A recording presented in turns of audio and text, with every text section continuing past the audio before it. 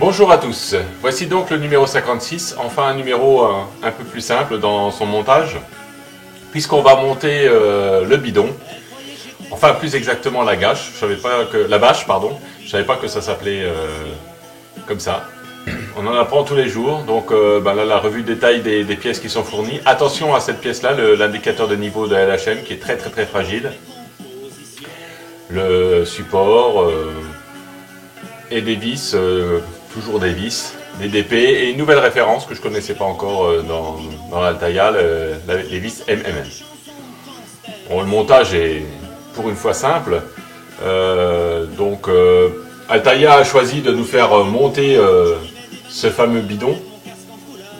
Ils auraient pu nous le livrer tel quel, mais bon, voilà, on le monte.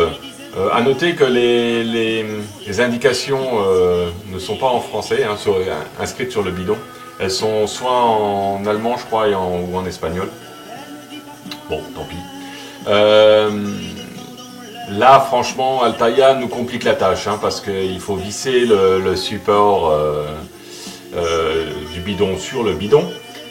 Et les vis, il faut les rentrer par là. Ah oui, pourquoi faire simple quand on peut faire compliqué?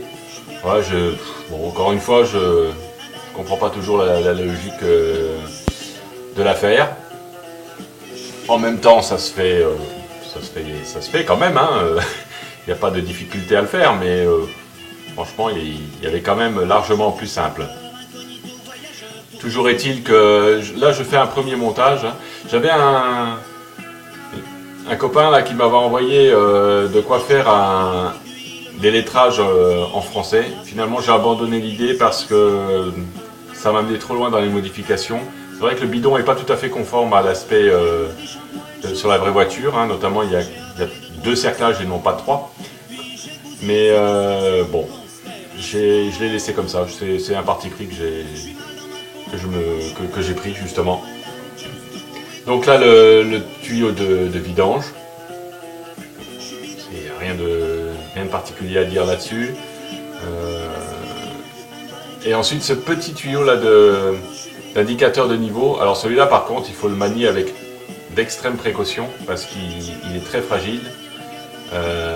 Donc là, attention quand vous le manipulez. C'est vraiment, faut vraiment faire très attention. Voilà, et voilà, le montage de cette bâche se terminerait là. Mais il y a quand même des choses au niveau de l'assemblage qui me rebutaient un peu. Donc là, c'était vraiment le montage brut de fonderie, hein. Donc finalement, j'ai redémonté, puisque rien n'était collé, donc c'était facile à faire. Et j'ai apporté quelques petites ajustements au niveau de l'ébavurage, encore une fois, qui est très mauvais sur toutes les pièces que Altaïa nous fournit, enfin la plupart. Et puis je vais quand même simuler les 2 cerclages en fer, voilà, avec de la peinture noire.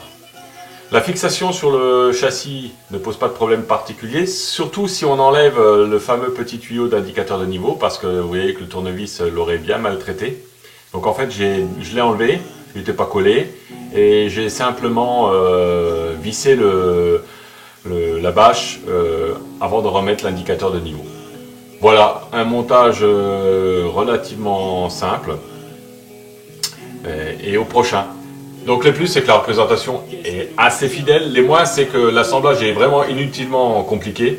Et comme toujours, les ajustements perfectibles. Allez, à très bientôt. Au revoir.